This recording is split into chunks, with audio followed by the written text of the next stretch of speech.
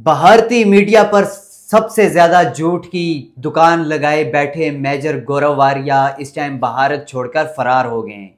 कुछ सोर्सेज का कहना है कि मेजर गौरव वारिया अमेरिका चले गए हैं, जबकि कुछ का कहना है कि मेजर गौरव वारिया जो हैं वो इसराइल चले गए हैं।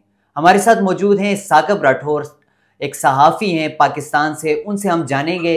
बहुत शुक्रिया साकिब, ये बताइएगा सबसे पहले कि मेजर गौरव आर्या कौन है?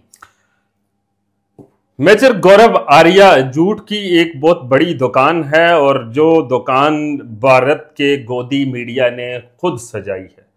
अगर हम उसके करियर की बात करें तो उसने अपनी जिंदगी में एक भी जंग नहीं लड़ी। जो मेरे पास उसका डाटा है और जो आपने खबर दी है, हम उसके ऊपर भी आएंगे। तो मेजर गौरव आर्या जो है उस वक्त ये 25 सितंबर को 1972 में ये इंडिया में पैदा होते हैं।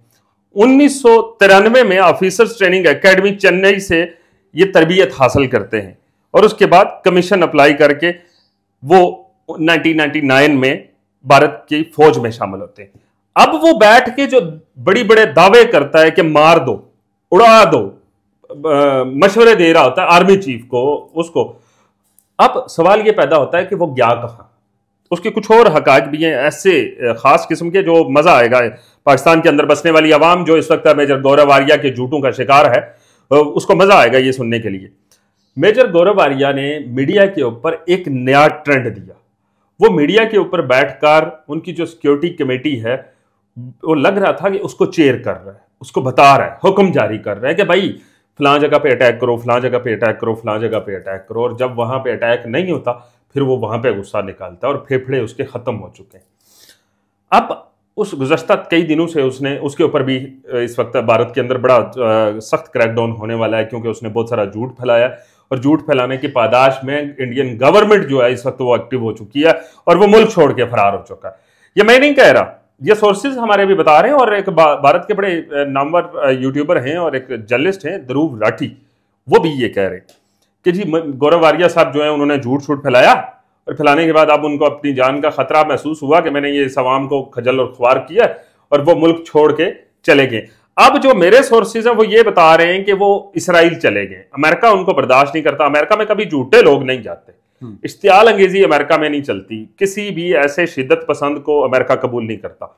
इसराइल खुद भी वैसा ही है और इसराइल ने उनको पनाह दी और इसराइल से बैठ के वो अब अपना यूट्यूब चैनल चला रहे। मुझे ये बताइएगा कि इससे पहले जितना भी जहां से भी देखा, मेजर गौरव आर्या जो हैं वो आए रोज दहशतगर्दों की हमायत करते हुए उन्हें देखा गया है। इस बारे में आपके पास क्या इन्फॉर्मेशन है? मैं बिल्कुल 110% श्योर हूं कि ये शख्स शिद्दत पसंद है। ये जंग करवाना चाहता है, जंग आपस में मुठभेड़ करवाना चाहता है, लड़ाइयाँ करवाता है। ये टीवी चैनल के ऊपर बैठ के लड़ाइयाँ करवाता है। हम अगर बहसियत जर्नलिस्ट बात करें तो हम किसी भी सूरत में इन चीज़ों से हमें इज्तनाब करना चाहिए कि हम अमन के दाइए। हम नहीं चाहते कि जंगें हों। जंगें कहना बहुत छोटा सा लफ्ज़ है। जंग, जीम नून गाफ, 3 लफ्ज़ हैं, उनसे बनकर ये जंग बना। और जंग जब लगती है और उसके बाद वो 3 सदियां लग जाती हैं उस जंग के असरात से निपटने के लिए। उसमें आपके पास आपकी इकोनॉमी खत्म हो जाती है, आपकी तहजीब खत्म हो जाती है, आपका कल्चर खत्म हो जाता है, बेरोजगारी हो जाती है, भूख हो जाती है। हाँ, मैं अगर इंडिया को ज्यादा ही जंग करने का शौक है तो जो बजट सेटेड है तो वो मैं यही रिक्वेस्ट करूंगा कि वो जो आपकी 50% से ज्यादा लोगों के पास टॉयलेट नहीं है तो वो टॉयलेट का बंदोबस्त कर लें। कम से कम ये दुनिया जो है ये आलूदगी से तो बच सके, जो आप आलूदगी फैला रहे हो।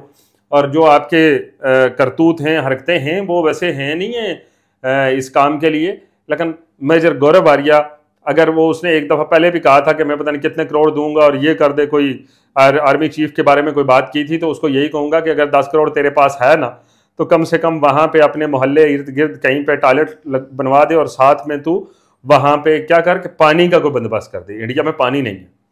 इंडिया की 26 रियासतों के अंदर इस वक्त जो मूवमेंट्स चल रही हैं अलहदगी पसंद, उसके ऊपर ध्यान दो।